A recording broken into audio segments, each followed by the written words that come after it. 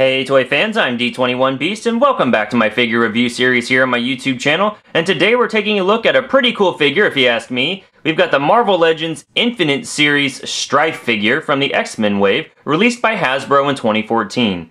Now this Stryfe figure was originally exclusive to Toys R Us retailers, but also eventually was released online. He's a bit hard to find in store right now as Toys R Us is no longer receiving shipments and the figure is out of production, but you can still track him down online for a pretty decent price. Stryfe, of course, is one of the quintessential 90s villains for the X-Men from the comic book, so he's definitely a figure you want to add to your collection if you're a fan of the X-Men, and a fan of the X-Men from the 90s especially.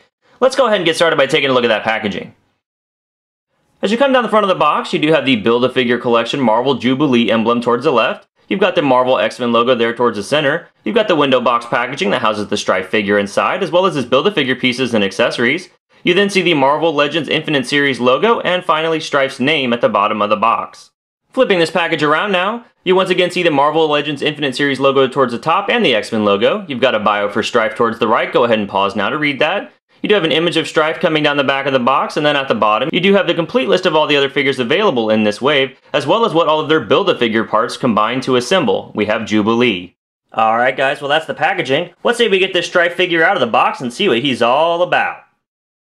Alright toy fans, here we have Stryfe out of the packaging, and man is this a character with a lot of hardware. And because of that, he's actually got a lot of sculpting work that's been done. So let's go ahead and take a look at this figure up close. As you can see here, he does have sort of his crown helmet accessory that has all of that sculpting all the way around. Lots of great detail there. It looks just like it did in the comic book. He's got a great sculpting on his face there. I like this sort of intense grimace that he's giving you.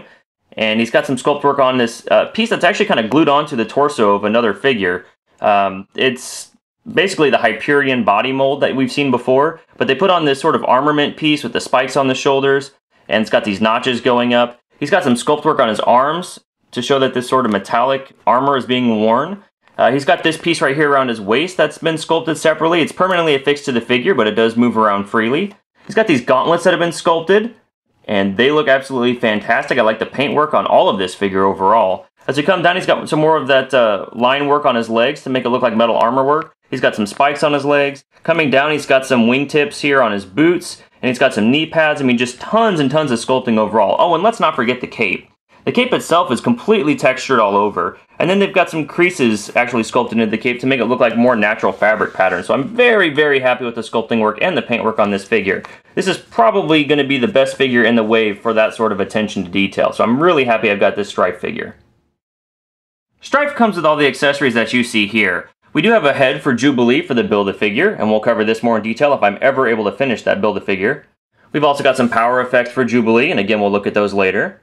But we do have here for Stryfe this sword accessory. Now this sword accessory is sculpted really nicely and it looks pretty cool, but honestly I probably wouldn't have remembered where it came from if it weren't for reviewer Glenn Webb.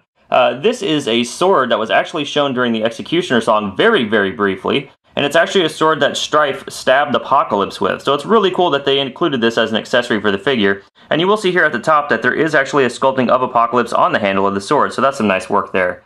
On the back, it's just got the back of Apocalypse's head. So a really cool accessory. It's meant to fit into the right hand of Stryfe, and we can just kind of squeeze it in here. His left hand is not designed to hold any sort of weapon, but it fits comfortably into Stryfe's hand, and you've got him swinging a sword around if you want to. Moving on to articulation, we can see that Stryfe does have a head that'll bend up about that far. It'll only bend down that far. It is a bit hindered by the sculpt work on the helmet. Now his head will spin a full 360 degrees, and he's got some shoulder pads here that do hinder the shoulder movement just a little bit, but his arm will bend out that far and back that far. There's a full rotation here at the ball jointed shoulder, as well as a full rotation at the bicep swivel.